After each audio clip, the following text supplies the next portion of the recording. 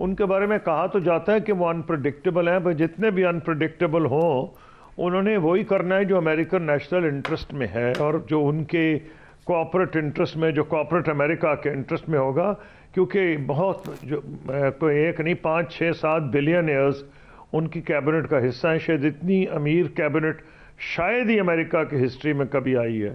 تو جو cooperate India امریکہ کو سوٹ کرے گا وہ کریں گے، جو وہ سمجھیں گے امریکہ کے انٹرسٹ میں وہ کریں گے۔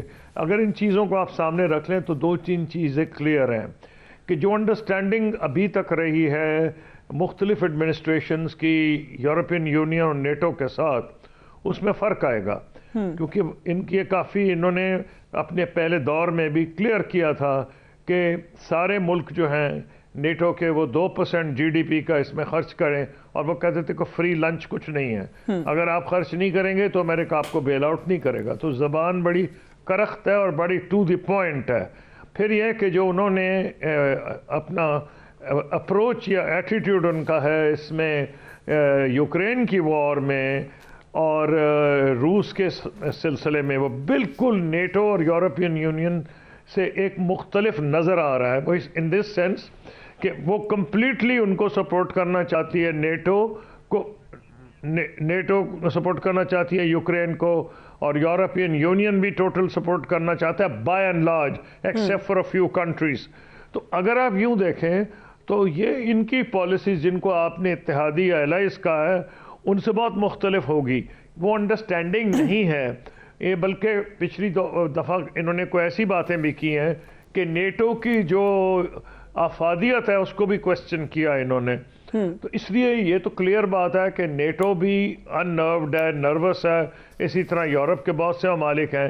پھر سونے پہ سہاگا جو کچھ ان کے ساتھ ایلون مسک آئے ہیں، انہوں نے جو کچھ فورن گورنمنٹس پہ اور تبصرے کیے ہیں، British government British prime minister پہ کیے ہیں، اور انہوں نے فرانس میں فرینچ رائٹ کی کو اے ایف ڈی کو سپورٹ کیا against old establish parties, centre left کے اگینسٹ۔ تو یہ کوئی چیزیں وہاں پسند تو نہیں کی جا رہی۔ اور پھر ان کے جو بیانات آئے ہیں گرین لینڈ کے اوپر، اس میں فرانس اور جرمنی دونوں نے اسٹرانگلی ریئیکٹ کیا ہے۔ تو اب الائز کی بات کریں تو سب سے کلوز الائز تو ان کا کینیڈا تھا، تو کینیڈا کے بارے میں انہوں نے حالانکہ بنیادی طور پر وہ ایک ناراضگی کا اظہار تھا پرائم منسٹر ٹروڈو کے ساتھ، لیکن ان کے جو ورڈز تھے وہ تو یہ تھے کہ کینیڈا ایک 51ویں ریاست کیوں نہیں بن جاتا، جسے بڑا سخت جواب دیا تھا اس وقت کے وزیر اعظم نے کہ not a chance in hell. تو اس لیے جو ان کا رویہ ہے وہ غیر روایتی ہوگا، ان کی ریٹرک مضبوط ہے، کوئی ضروری نہیں کہ جو ریٹرک ہے اس پہ عمل درآمد ویسے کہ ویسا ہو جائے۔ قصوری صاحب، مڈل ایسٹ کے حوالے سے ہم دیکھ رہے ہیں کہ آلریڈی سیز فائر تک معاملہ چلا گیا ہے ابھی ڈونلڈ ٹرمپ صدر بننے سے پہلے ہی۔ کیا ہم لانگ ٹرم پیس ایفرٹس دیکھ سکتے ہیں مڈل ایسٹ میں انڈر ٹرمپ پریزیڈنسی؟ جہاں تک مڈل ایسٹ کا تعلق ہے وہ تو آلریڈی کچھ فائدہ ہو گیا نظر آ رہا ہے، جس قسم کی انہوں نے بلنٹ ٹاک کی تھی، اور وہ صرف حماس کی طرف نہیں ڈائریکٹ تھی، اب تو سب اخباروں میں بھی آ گیا ہے کہ ان کے جو نمائندے گئے تھے، حالانکہ اس وقت پریزیڈنٹ بائیڈن کی حکومت تھی، پریزیڈنٹ بائیڈن نے نمائندہ بھیجا تھا، ان کا جو نمائندہ گیا تھا بلنٹ ٹاک کی اس نے، اور اس نے سبت جو ان کے چھٹی والا دن ہوتا ہے اس نے انسسٹ کیا کہ میں نے اسی دن ملنا ہے پرائم منسٹر نیتن یاہو کو، اور نیتن یاہو ان کو ملے۔ اور انہوں نے، میرا خیال یہ ہے کہ جو یہ سیز فائر اعلان کروایا ہے، ایک تو وزیر ان کے استعفیٰ دے گئے، ایک دو تھریٹن کر رہے ہیں وہ کر دیں گے، شاید حکومت سر دست گرے یا نہ گرے، یہ ٹو ڈیفیکلٹ ٹو پریڈکٹ، لیکن یہ ہے کہ انہوں نے جو کہہ رہے تھے آنے سے پہلے ہی یہ عمل درآمد کرا دیا کہ کم سے کم سیز فائر ہو گئی۔ میں یہ نہیں کہہ رہا کہ اس سے مسئلہ حل ہو جائے گا، یہ ابھی تو پہلا قدم ہے، اور ان کی جو ایڈمنسٹریشن ہے اس پہ بہت پرو اسرائیل انہوں نے منسٹرز لیے ہیں، شاید اتنے پرو اسرائیل منسٹرز پہلے کبھی نہیں آئے، لیکن یہ فیصلے خود کرتے ہیں، ان کے منسٹر کم کریں گے۔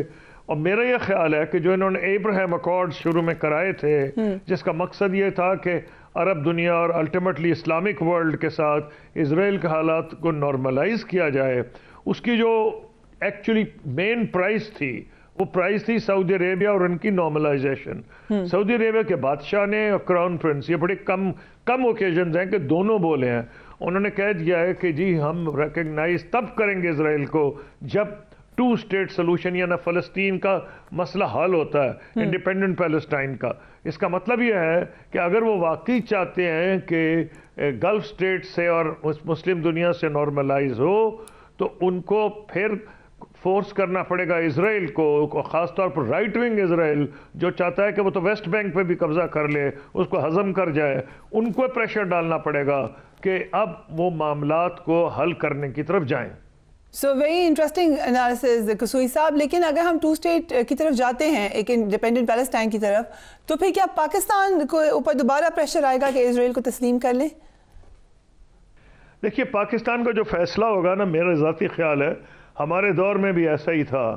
ہم لوگوں کو اسلامک ورلڈ کو کنسلٹ کر رہے تھے، ہم سعودی عربیہ کو بھی کنسلٹ کر رہے تھے. میرا خیال یہ ہے کہ جو فیصلہ ہوگا سعودی عرب جب کرے گا، اس کے بعد مسلم دنیا کے دیگر ممالک کریں گے، تو پھر پاکستان میں ایک بحث شروع ہو جائے گی. خاص طور پر اگر نظر یہ آیا کہ فلسطین کے حالات بہتری کی طرف جا رہے ہیں، پھر ڈیبیٹ کی نوعیت بدل جائے گی. ابھی تو یہ ہے کہ اسرائیل نظر آ رہا ہے کہ اس نے کتنے لوگوں کا خون کیا ہے، خون ناحق کیا ہے، اس پہ مختلف قسم کے چارجز لگ رہے ہیں، اس پہ جینوسائیڈ کے چارجز لگ رہے ہیں. انٹرنیشنل کرمنل کورٹ نے اریسٹ وارنٹس ایشو کر دی ہیں. ان حالات میں پاکستان کی جو پبلک اوپینین ہے، بلکہ میں تو سمجھتا ہوں اسلامک ورلڈ کا، حکمرانوں کو ایک طرف آپ چھوڑ بھی دیں، بڑا سخت ریاکشن ہے.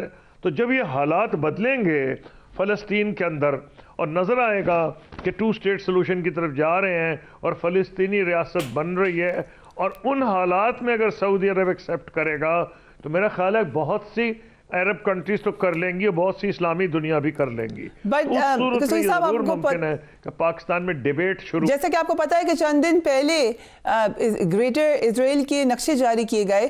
اگر ایکسپینشن کا پروگرام رکھتا ہے اسرائیل تو پھر کیسے آگے معاملہ چل سکے گا؟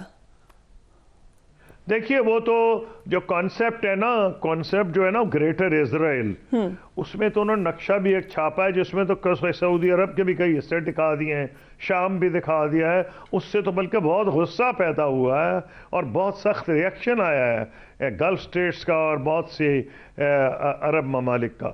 تو میں سمجھتا ہوں کہ اس کی جو مرضی خواہشیں ایسی کہ ہر خواہش پہ دم نکلے، وہ تو ایک دوسری بات ہے. ان کی خواہش تو بہت کچھ ہو سکتی ہے، کئی ملکوں کی ہوتی ہے، لیکن وہ مجھے پھر تو سوال ہی نہیں کہ امن ہو جائے.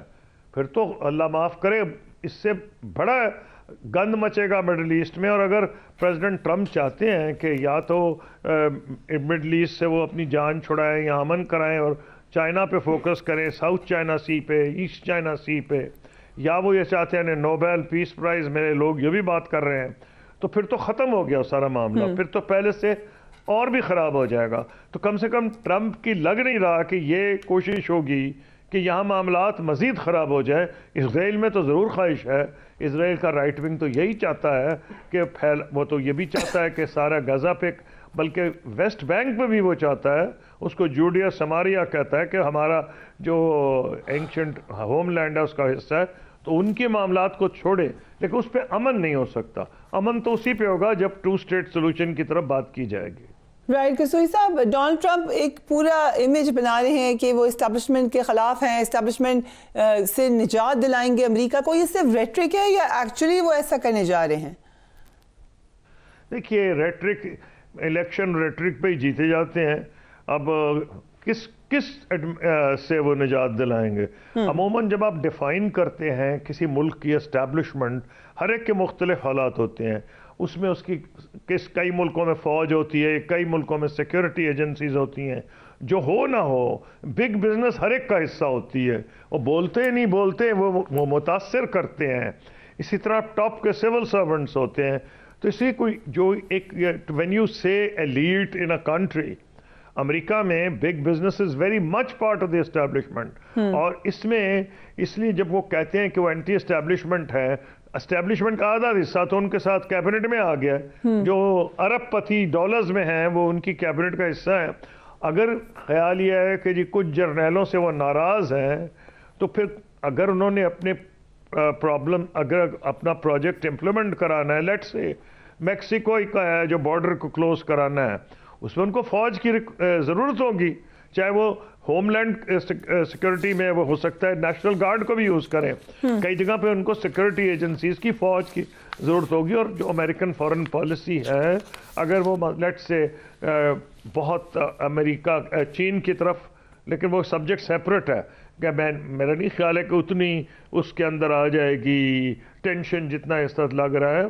अगर वो चाइना के साथ भी करवाना चाहेंगे ना हालात या कोई सेटलमेंट, या अगर लेट्स से उसके खिलाफ एक एग्रेसिव पोस्चर अडॉप्ट करते हैं, कोई पोस्चर नहीं हो सकता एग्रेसिव जिसके पीछे मिलिट्री ताकत ना हो, मिलिट्री की खुद उनको रिक्वायरमेंट होगी।